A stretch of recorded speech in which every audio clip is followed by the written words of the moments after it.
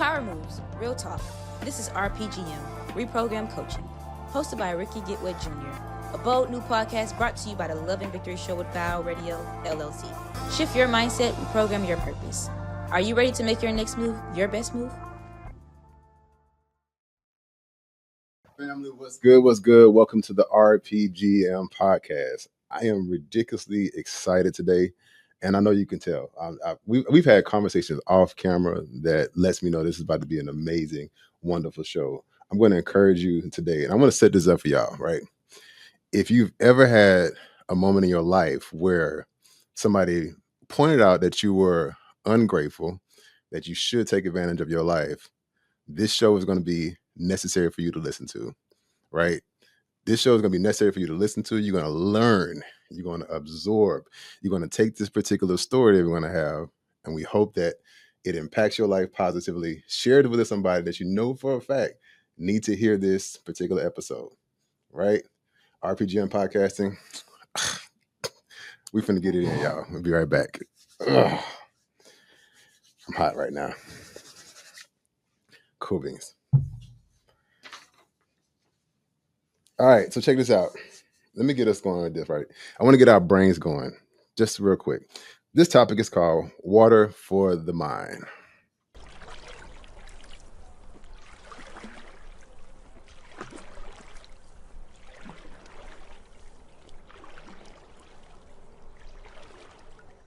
To do with preparing your mind so that you can live the best life you want for yourself. So we like to give you some nice quotes to get your mindset going, right? So check this out. Life itself is a privilege, but living life to its fullest is a choice.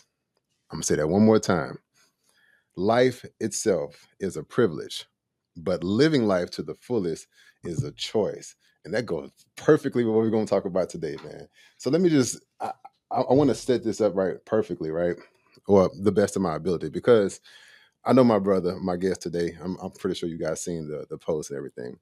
I know him. We have a great bond. We have mutual friends, and I kind of know his story, right? But this guy here is a motivational speaker. He's a trainer.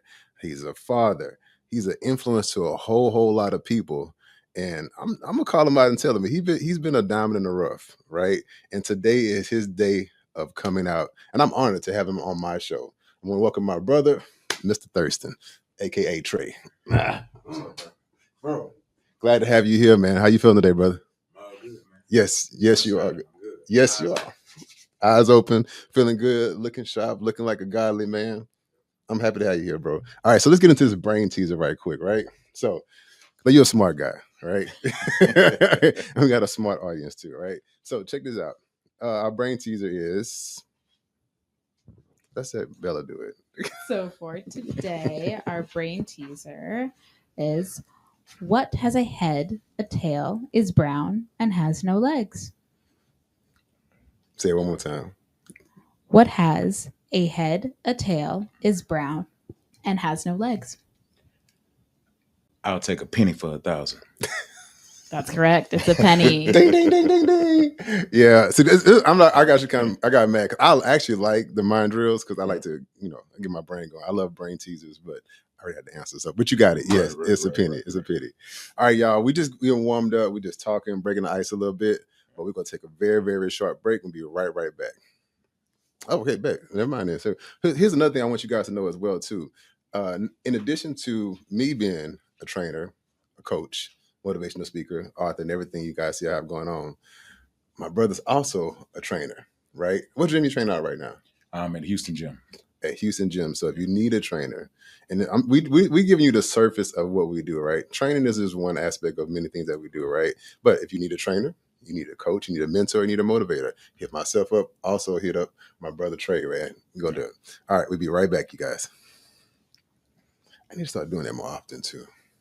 I never plug myself in. But our segment right now we like to do is called Rhythm and Real Talk. It's where we pick a song that like kind of resonated with us, whether it's something you listened to today or a few days before, or just a song that pops in your head. And me being a musician, I always have music in my head, right?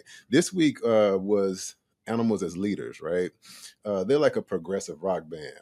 And the reason I like to listen to progressive rock, because it typically has no music. No words, right? when I'm in that mode where words bother me, or I can't find the right words to match my thoughts, right? I listen to them, right? Because musically, it's stupid, right? I'm talking about like crazy progressions, like weird breakdowns, awkward sounds. You know what I mean? It's like controlled chaos, right? And they're a group of 3 guys, 1 black guy, 2 white guys, right? But their music, it's a combination of everything. It's not just rock, it's not just rap, it's not just trip hop, it's not just, fusion. It's like everything, right? But they always come up with these awkward names. And I never know the names of their songs, right? Because they just be like arachnophobia times 10, something like that. It'd be some weird type name, right? But they had the one song, this one was called Brain Teaser. So this was called Brain Teaser. And when I tell you, they went from super chill to like crazy rooftop like syncopations, right? And I just listen to it, and it just takes me there every single time, bro. It's like I don't want to hear no words. I don't want to hear something that I hear that throws me off, because when I'm in that meditation zone, like if I'm in a zone, I hear a song, I'm playing a music a song, and they say it's a word in the song that don't line up with my thoughts. It kind of throw me off, right.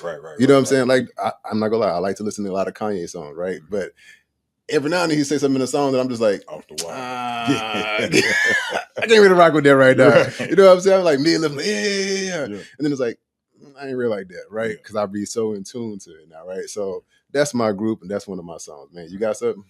My go-to when I need to hear it, especially with, the last 7 years. Yeah. It would be Graves by KB and No Big Deal. Okay. And man, when I listen to this song, because like the hook basically is out of the grave, and basically you coming from the dead to alive, like, the valley of the dry bones. And not so much a physical death, but a mental death, spiritual death, like that. Yeah. So it hit me on all 3 levels, right? Physical, spiritual, and mental, because I've been in all those places. Right. You know what I mean? So, but the biggest thing about it takes me like on literally an emotional roller coaster, because it starts off with singing that really touches me. Yeah. And then it take me up and get me in the zone. And I can squeeze by 2 good sets out. Yeah. And then it brings me back. And then I'm in the gym like, trying to blow it out instead of letting them out. You know what I mean? Right. So like it touched me, bro, because I can identify with every word spoken in that song. Wow. Literally. Wow. And I'm talking about like it's my song. My song. What's the name of the song again? Out of the Grave. It's Graves. Graves by KB and No Big Deal. I definitely got to listen to that, man. And this is a perfect segue into this topic, bro. Right. I don't know if you did it on purpose, but it was perfect. It was perfect, man. Yeah. And like I said in the intro, brother, I got nothing but love for you, man. Like, yes, sir. Right back at you. And it's crazy because, like I said, I know part of your story, right? And I'm not going to tell you a story for you, but I know what happened, right? Take us to the beginning of what ended you up in the hospital. Like, what happened? Okay, I'll take you further back. Well, we'll go farther back later, but we'll start with in 2017. I was diagnosed with stage 5 kidney failure. My father died December 5th, 2012. December 5th, 2017, I started dialysis. I went the first year, I was doing pretty good. Probably, I would say from December to, I'd say about August, I was straight. Everything was cool, blood levels, everything was straight. I was doing peritoneal dialysis. That's when you do dialysis at home and it goes, fluid exchange through your stomach. Well, around August, man, certain little things started happening and it just like progressively got worse. Well, fast forward to October-ish, end of September, October, I was in and out the hospital. And I'm talking about like every week. Like I go in for 3 days, I'll be out for 4 days, I have to get admitted again. I go in for 4 days, be out for 3 days, have to get admitted again. Wow. This happened for a 5-week cycle, bro. Wow. You know what I mean? And I was going in after, what was it? I think the first week in November. First times it was like different things. I needed, I went anemic, because when you're in kidney failure, your body doesn't produce blood. Like, can I pause you right quick, man? Go ahead, boss. Just help me and help us out too, because like, somebody will see you, we're around the same age, right? Right. kidney failure, like what led up to that? Like, did you have Okay, any signs? Like, So right after Pops died, I started having blood pressure issues. okay, blood pressure, right? And really wasn't thinking too much about it. Went to the doc, got some little medicine or whatever, and kind of controlled it. I'm working out, I'm still doing me. So like in my head, everything cool. And I'm monitoring it. When I monitor, you know how we is. Yeah. You see the number, you just living like, at the doctor. I go when I need to go, and that is what it is. All right. So what was it? 2014-ish. I was working at a oil company out here, and I was at break. I went to the restroom. I urinated blood. As a typical young buck, I'll be all right. If it happened again, I'll go to the doctor. How old were you when that happened? This was, I was 32? Wow. 32, 33. Do me a favor, man. Don't lose your thought, man, because this is something that you said something earlier. Being a young buck and being a black man, we have a horrible tendency of ignoring all the obvious signs. Mm-hmm. Let's dive into it just real quick. Don't lose your story. But like, why do you think black men, or just men in general, we ignore the obvious signs? Blood pressure was up, peeing blood, and we still ignore. Like, I'm all right. Why do you think we do that? Because a lot of us, I don't care if it's in your household. Yeah. I don't care if it's on the football field, the basketball court. What happens when you get hurt? What's the first words come out your coach's mouth or your people mouth? Suck it up. Wow. That's a mindset. That's programmed into you all your life. Suck it up, suck it up, suck it up. When you little, we tell our kids that when they little. They slip and fall. I'll get up, dust it off. Yeah. When we were young, put some dirt on it. Yeah. You know what I mean? Yeah. So we don't understand that's really doing to us later on in life. Right. So when we go through things later on in life, first thing is, we be all right. Yeah. Tough it out. We're going to get through it because it's like it's a built-in mechanism. Like I'm going to be straight. I can work. I can get through this. I done got through everything else. Right. And certain things we go through in life that we get through, it really hardens that. Because it's like, I made it through that. I'm make it through this. This is nothing. Right. So unless we are really scared into doing right, we don't do right. Yeah. You know what I mean? And that's the sad part, but it's the truth. Right. You know what I mean? And that's it needs to be, really built in and explained, especially to our younger brothers. Like this, your health is the most important thing, period, point blank. We say health is wealth all life, all day long. When I'm training my clients, like it's funny now because they know when they set over or they know when the session over. Right. Because I say money. Yeah. Money is that health. Wealth. We've achieved it. Yeah. Get your money. Right. And so we need to understand, like, you have all the money in the world. Right. But Pop, if you can't enjoy it, then what? Right. Let me ask you this too, brother. Like, let's say we deal with a lot of men, and you've been through the worst, right? So you understand, right? Let's say you deal with a man who has the same symptoms, same signs, and for a fact this is what's going on. Right. How do you talk to that guy if he's like resistant, like we were, like I'm good? Like, how do you actually get him to that point? I tell him the story, bro. Okay, I'll be honest with him. Yeah, I'll be honest with him, but hindsight 2020. Yeah. And I'll explain this more in depth. But hindsight 2020, I also give him information that can help him mitigate the circumstances, slow down the circumstances. But I let him know you need to go in. If nothing else, if you don't trust the doctors, if you don't want to go to the hospital, go get your blood work. There you go. Yeah. Because if you know what's going on in your body, at least now you can do something about it. Right. But if you don't know what's going on, you're a ticking time bomb, boss. Right. And that just is what it is. Facts. And that's another issue is a lot of times we don't trust the medical system, which I totally understand why. Being in the medical system as a patient for these last, 7 years, I've seen certain things that will make me a little less trustworthy. Really? Because of my circumstances. Gotcha. I was an anomaly going through my situation. I was young. I was fit. Why are you going through this? Yeah. They didn't know how to treat me because they were so used to a certain archetype of patient. So now I'm a science experiment. Wow. And that was during and after. Once I got my transplant, it's the same cycle. Yeah. Like, okay, how do we address this? And let me see how we can, because he's my nephro now, after transplant, He told me straight up. He was like, "I've never had a patient like you." Wow. So they're used to the obese patient, Right? They're used to diabetes. They're used to the uneducated as well. Wow. They're not used to being questioned. Yeah. They're not used to being answered with that question. Right. So you question everything. Because I don't just question, I give you why I'm questioning you. I give you the information I know. Right. You know what I mean? Yeah. Because yes, I'm in healthcare adjacent, but bro, I'm very educated on what you're educated on. Right. And what I've come to understand, a lot of healthcare professionals are educated on exactly what they're educated on and nothing else. Man, we got so many bullet points right now. Okay, all right, we're going to pin that one too. Yeah, we definitely got to come back to that. Let's go back to the story. Okay. Blood pressure, peeing, right? Peeing blood. So I pee blood, right? And so I was like, it happened again. I'll go in. So by 2:00 in the morning, I was working graveyards. It happened again. I was like, all right, y'all, I got to dip, man. I got to go to the emergency room, see what's going on. Went to the emergency room, getting the triage. They do my blood pressure. Dude look at me like, you okay?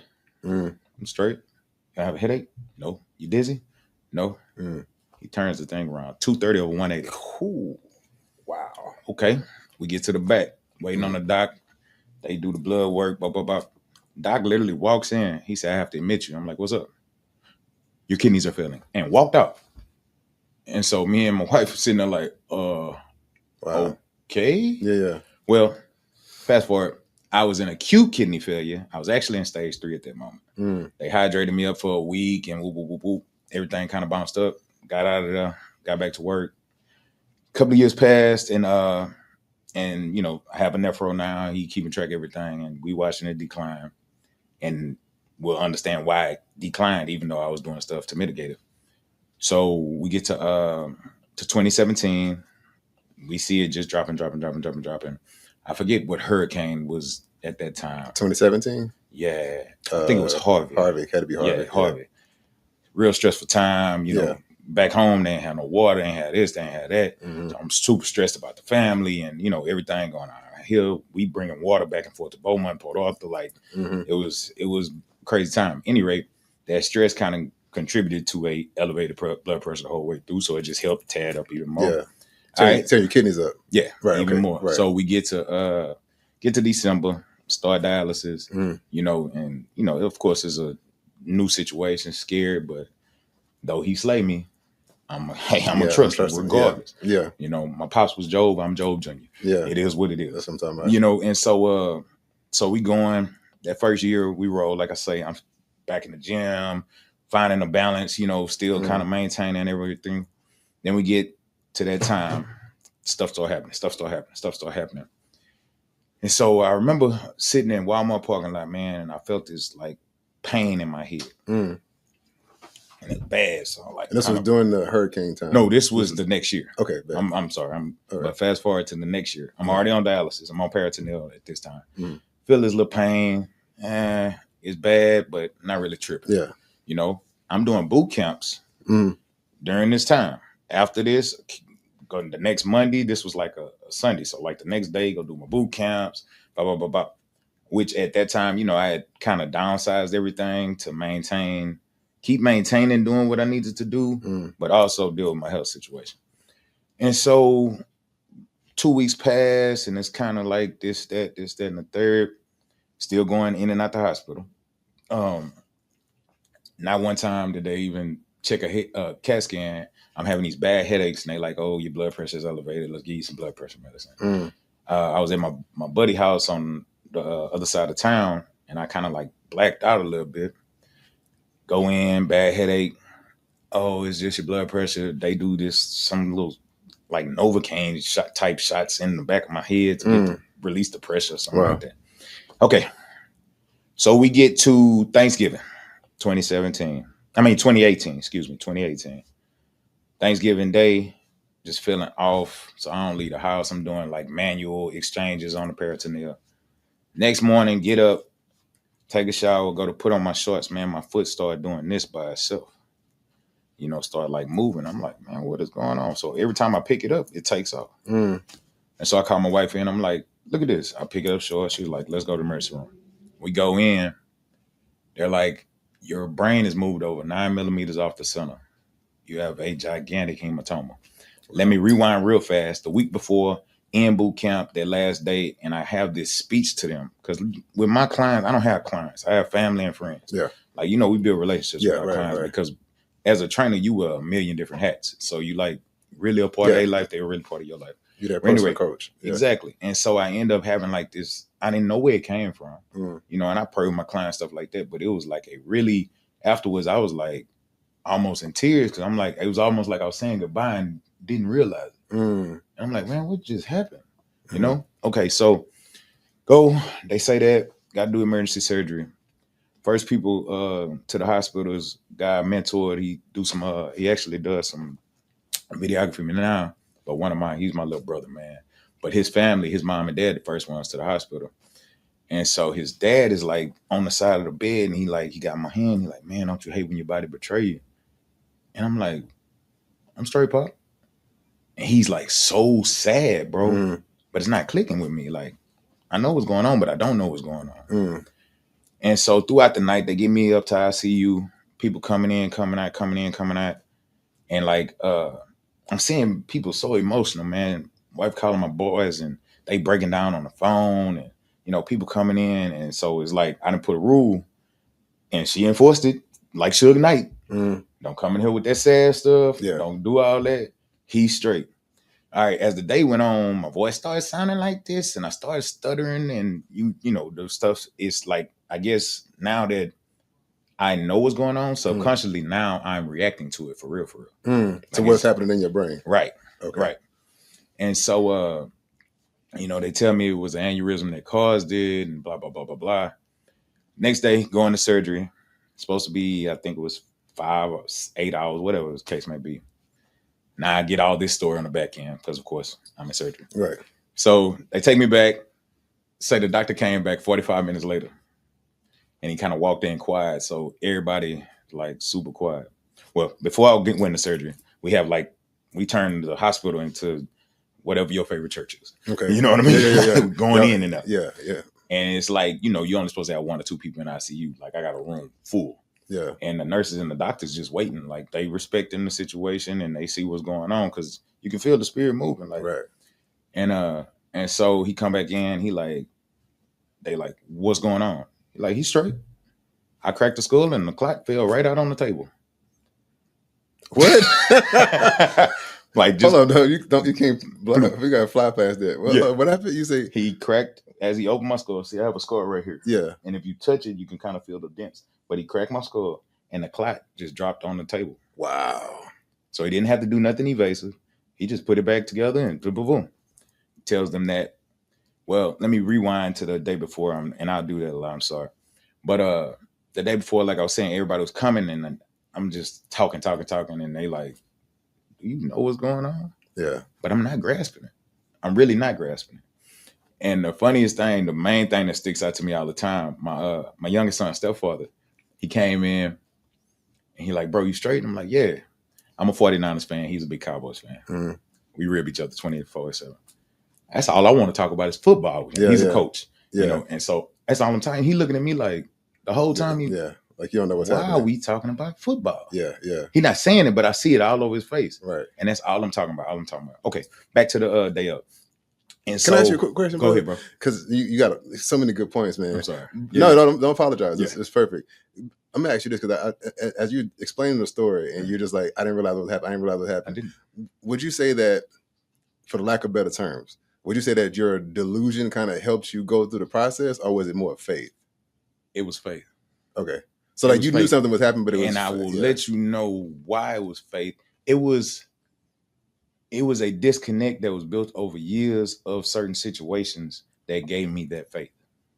Say that one more time. It was years of certain situations similar that disconnected me from that and then gave me that faith. Gotcha. Because he done brought me through so many other situations that, bro, I wasn't supposed to be here from day one. When I was born, they told my mama I was going on a ventilator. I was born with an undeveloped lung.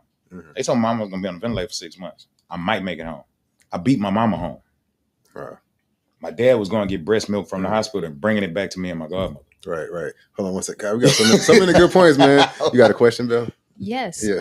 So this might be a little bit of a difficult question or controversial, but how can you tell the difference between delusion and faith? Because I believe that there are multiple people that use faith as delusion.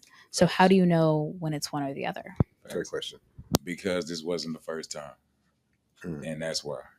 I knew how bad it was. I heard the words, but I didn't accept the words. You know what I mean? I heard aneurysm. I know what happened with aneurysm, and I will get to that in a second. When it really hit me was something I saw that brought me back to a few months before. But I didn't accept it. You know what I mean? Like, I really feel like I watched, I think it was your last show, and Buddy was like, we children of God, so we really God. I really feel like we got the power to literally move mountains like the scriptures say. Yeah.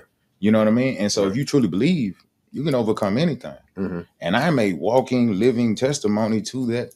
Like, I'm not going to accept that this is my end. I'm not going to accept that this is that. I'm not going to accept that this is that. Yeah. Yeah, all them people coming that day, let me know how bad it was. That word that was said, what it was, took me back a couple of months before when I went and visited my cousin. He was laying on that bed and couldn't wake up and tell me bye. And when I left the hospital later on that night, I got a call and he was dead. Wow. You know what I mean? Yeah. I knew what was going on. Yeah.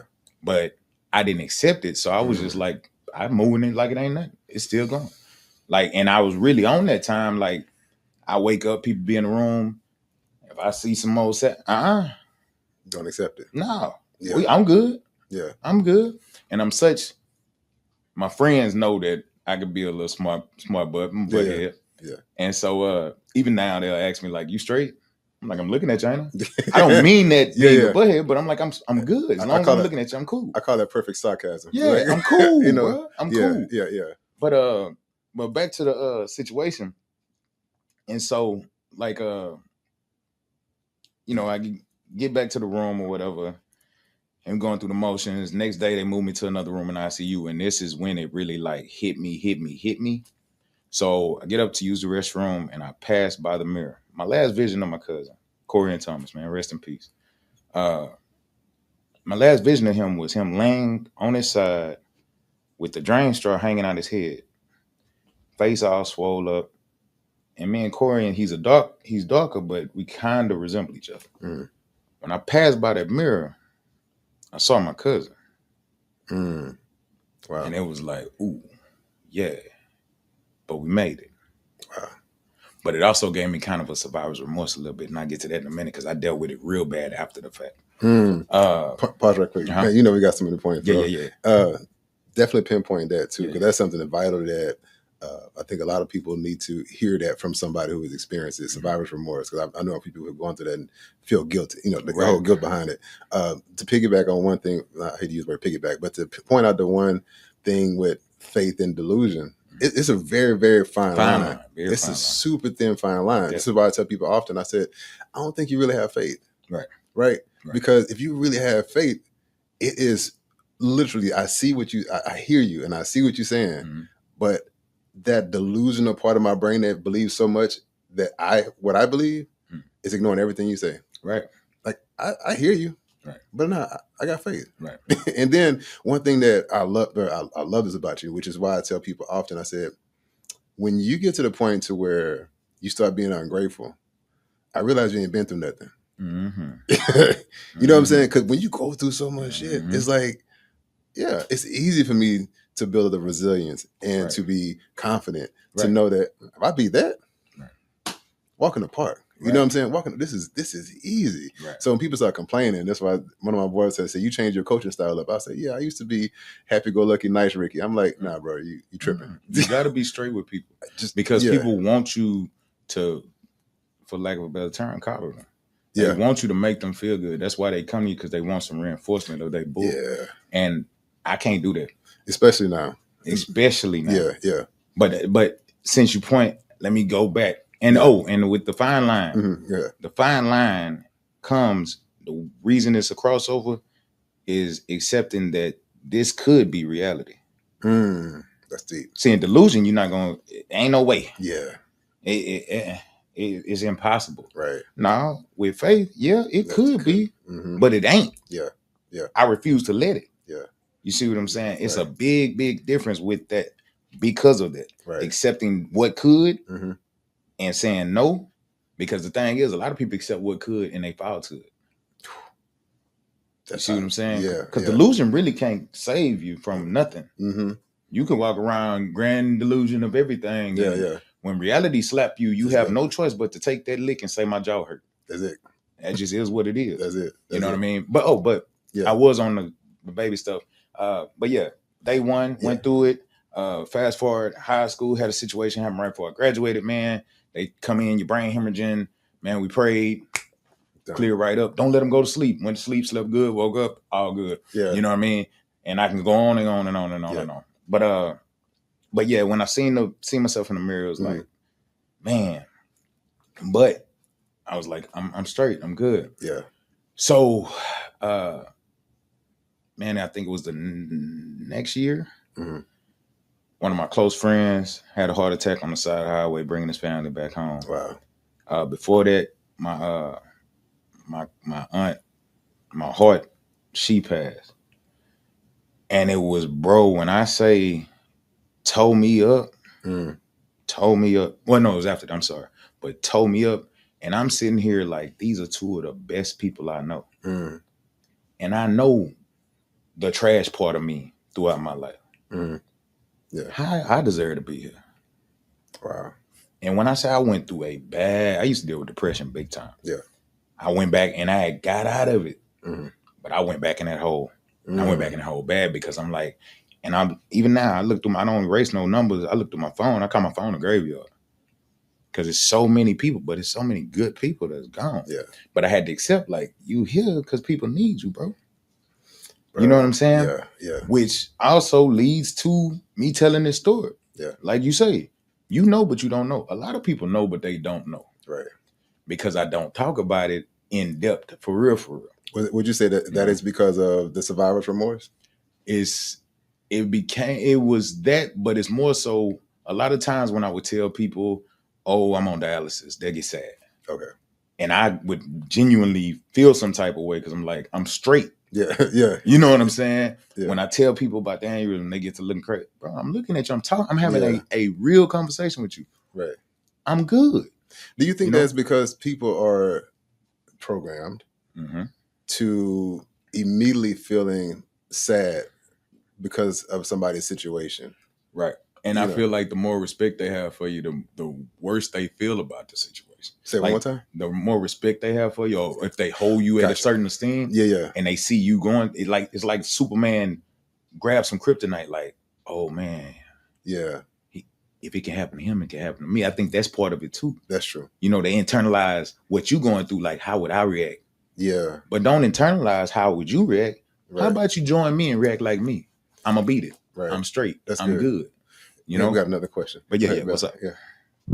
So I have a very specific way I want you to answer this question. Okay. I want Rickey to answer it first and then Trey. I got you.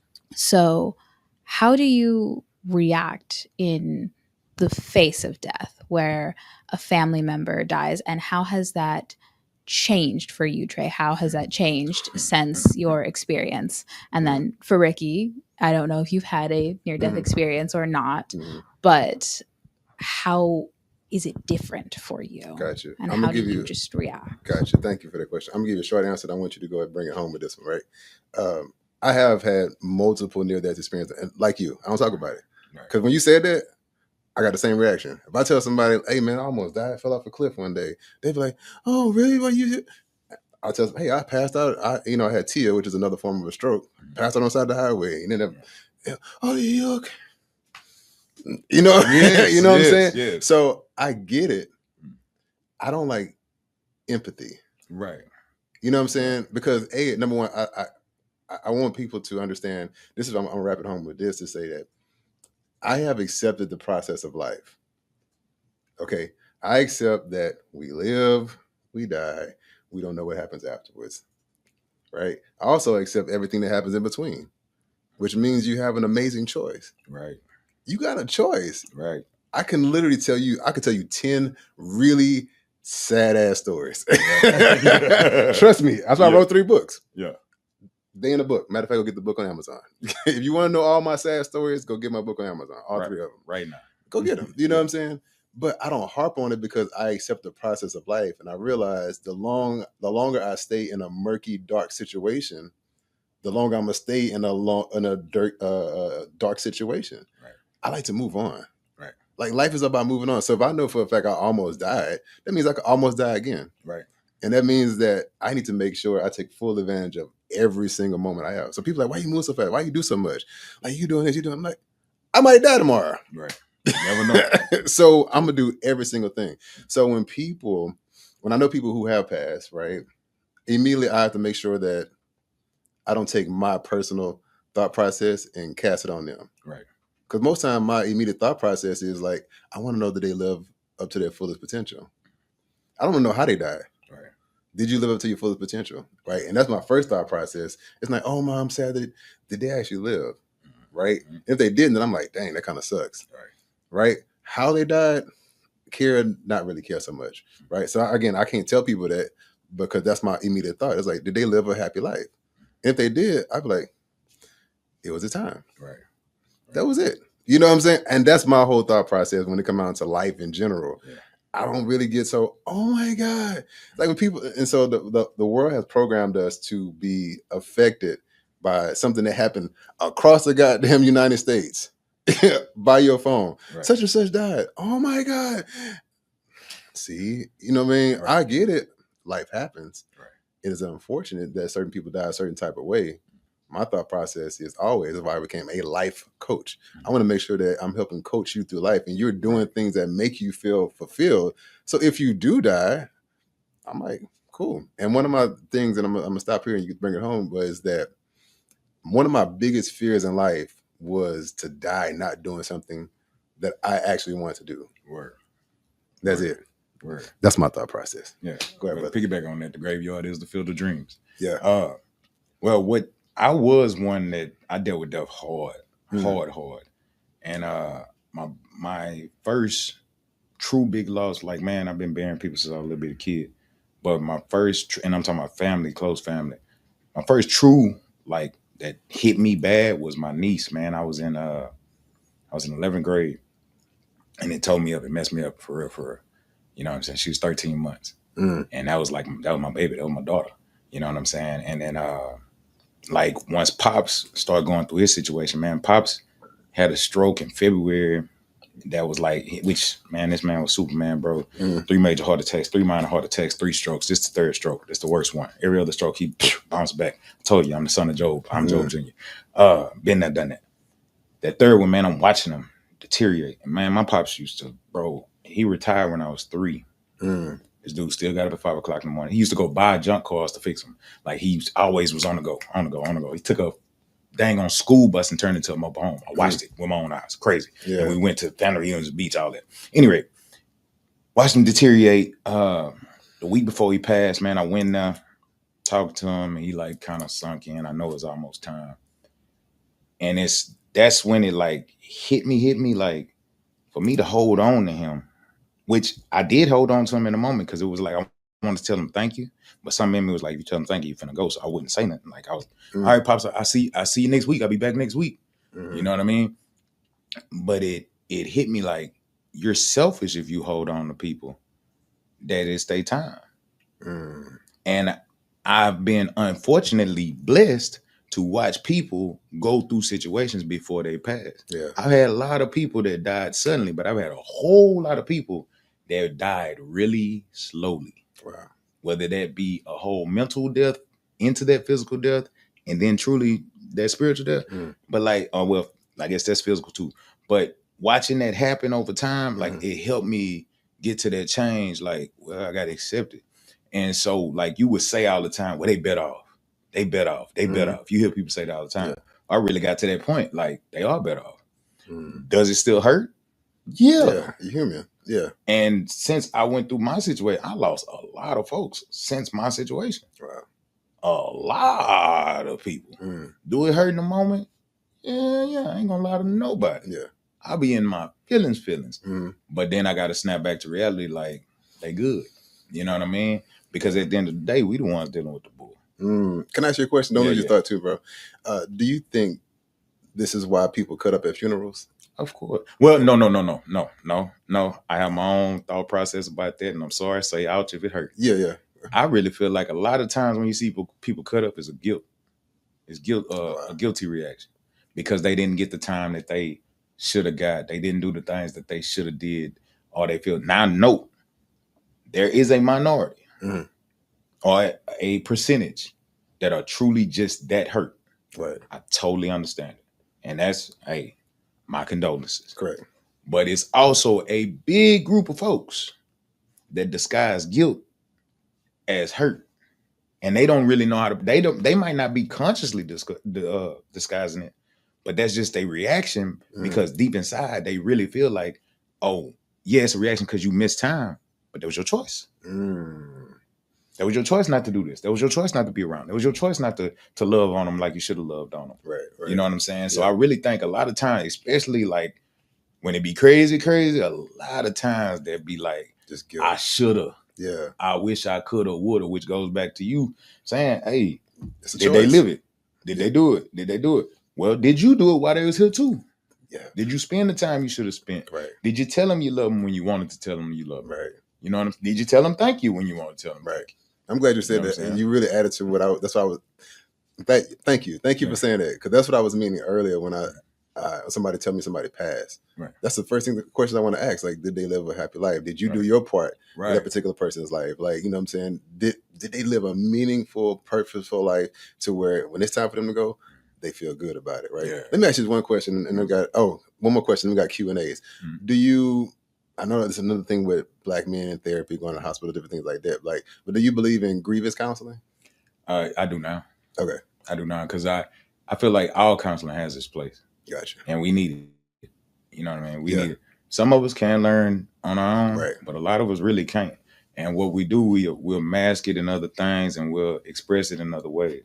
You know what I mean? Which I got a whole nother spiel on that, like, which I got to get to the happy ending of this whole story. I don't want to leave you at the end. Yeah. But after the happy ending, I started understanding a lot of things in retrospect. Yeah. Like really kind of unlocking old traumas and stuff like that I never really knew why I was smoking all this weed, why I was drinking all this drink, right? Why I was popping all the XOs when I was doing this, why I was doing this, why I was doing that, why I was doing that, why I was doing that. I was suppressing these feelings, even in the gym so hard. That was my escape. Yeah. Instead of just dealing with certain things that I didn't even know was there, bro. Yeah. Because I suppressed those memories and suppressed those feelings so bad. But it's like after I got this chance, which I can't say second, 55th, whatever number it is now. After I got this one, because after the transplant, yes, I got a transplant, thank God. After the transplant, it was like a new life, like pushing reset on the game. Wow. You know what I'm saying? Because it was like all brand new. Mine even started, but in that time, I've been dealing with these traumas. Like, did that really happen? Is that why I'm like this? Is that why I'm like that? It's so funny when I fuss at my kids. I toned that down because I understand certain things that triggered me when I was younger, and I get to fussing. I sound just like my daddy. So when I get to fussing, I hear him fussing at me. Yeah, and I'll back off like, right. Chill. See, that'll man. Hold your thought real quick. We got a Q&A, and then we want to make sure that you flip it to the happy part. Yeah. All right. So we're at that time where it's near the end, and we're going to talk to the comments. So we have Elizabeth W. She says, Trey, you are amazing and so much fun. Thank you for sharing your story and your friendship. Thank you, Elizabeth. That was when I said the first people at the hospital. Wow. Yeah. And we have Andrew Wolf. I was in the room with Brother Trey when he had the blood clot in his brain. That's still a crazy story. And that's the boss man right there. That was the one on side of the bed. Really? Yeah. Man, this is awesome. And he powered me through it for real. Shout out to you, Andrew. And we have Miss Mary. My brother is a walking blessing. I thank God for you always. Yes. Thank God for you. Love it. And then we have Rolanda Ford. Get yearly screenings, my Black brothers. I believe that. All right, that's all. And shout out to Brandy on there too. We see Brandy. Appreciate you. What's up, B? Yo, awesome, man. Look, I have this thing, and I could always tell when we get towards the end. I'll be like, I can feel it, you know. My whole brain just be like, I I think, thank God, thank Creator, I have a awesome time mechanism in my head. Right. It's like, it's getting close to that time. I already know it. But, God, so that just means we got to have part 2. Right. We got a lot of part 2s coming up. But man, if you can, I want you to kind of close it on a good note and give us, like, I would say 2 really good points, like as far as what people should do when it comes down to their health, how you came out of it, and what you're doing right now. Okay, number 1, when it comes to your health, just be proactive. Yeah. Don't be reactive. Too many times we reactive. We don't respond to any little signs. We don't move before the signs come. And the biggest thing, we don't educate ourselves. Educate yourself. Right. If you have one little thing go wrong, learn as much as you can. You have no excuse no more. Facts. You have the like I tell my kids, you got the Googly machine, Mm-hmm. you got Chat GPT, you got all these other, you got AI. Everything on these dang on phones can tell you anything you need to get you started. So get it, go, and you want to be old school, go pick up a book and read it, what you need to do. But educate yourself, because if you're proactive, you can prevent things from getting worse. Right. You can prevent things from happening. And number 1, your health is your wealth. Move. Stop sitting still. Yeah. Stop eating the trash you know you're eating. Yeah. Stop eating all this Mickey D's when you know it ain't real food. No, that stuff you seeing on the TikTok and all that. No, it's that part is true. Mm-hmm. That's not clickbait. Yeah, that's bull. Stop eating that stuff. Mm-hmm. Eat some whole food. Move more. Drink some water. Facts. Hydrate yourself. Just do little simple things to mitigate that. What was the other question? I'm sorry, bro. Just give us the good what part I of did. everything that happened. Okay. Yeah. Well, fast forward. All right, fast forward to last year, 2024. Mm. All right, so January 2024, started my process to get on the transplant list. I made the transplant list. July 1st, I got the call. You're approved. Yeah, you're not gonna believe this. I wouldn't believe it would happen to me. July 28th, I got the call. Hey, we found your kidney. We already accepted. Yeah, I said July 1st, I got accepted. July 28th, I got the call. July 29th, I got the transplant. Wow. Yeah, 29-day process. This is usually a 3 to 10 year process. Yeah, you heard me. Wow. But yeah, so all right, God is real. All right, so but yeah, what I did during me going through the years of dialysis and everything else, and even after the aneurysm, you name it, it was always going back to that gym. What I just told you, I started moving. Mm-hmm. I made sure the diet was on point. I made sure I did things that I was supposed to. Yeah. You know, I supplemented with what I need to supplement with the herbs and everything else. Yeah. I did everything I could in my power to make sure my situation didn't get worse. Gotcha. You know, and so that's the biggest thing. Like, I put that health first, knowing the knowledge that I had, and then come to find out, I said, and I need to go back to that. I said that the blood pressure stuff started. When I first started with the nephro, I said, is the blood pressure causing? He said, it's kind of like what came first, chicken or the egg. Well, to get approved for the list, I had to get this procedure where they kind of check the pressure in my heart and stuff like that. Come to find out, the kidney was causing the blood pressure. So the next day after my transplant, I came off of 6 blood pressure medicines. You came off of 6? Came off. Wow. Only one I'm still on is to maintain my heart. Yeah. Because, they don't want to take you off of that. Of course. But now I have, like, the next day I had perfect blood pressure. Right. I also didn't urinate from the day after my aneurysm until the day of my surgery. Wow. Yeah, I said November 2018 to July of 2024. Did not urinate. My body figured it out. Your body's always going to find homeostasis. Yeah. It's going to find a way to survive if it's supposed to survive. Yeah. As long as you give it the tools to survive. You give a plant the right environment to grow, it's going to grow. And so, when they took the clips off, man, started working. Everything been rolling ever since. Took my 2 months. They was supposed to rest and sit down. I took about a week and a half sitting down, and they was like, the more you move, the less it's going to hurt. I got to moving. Got to move. 2 months, they approved me to get back in the gym. Been in the gym ever since. Ain't stopped. So back training, back doing my best to help other people. Yeah. I don't call us trainers. I call us life changers, because that's what it really is. Right. If you're a trainer, you're just doing it for the money. You need to stop doing that. You know what I mean? Because you really need to be out there changing lives. The money is a great side effect, but that ain't why you do it. Go find another business. Go work at McDonald's or something. Yeah. Go poison people. But nah, like, all that, and we got to do a part 2. But man, the main thing is just keep moving. The thing about life is, life like a parking lot. It's always going to provide you, or I'll say a neighborhood, it's going to provide you speed bumps. It's going to provide you dead ends.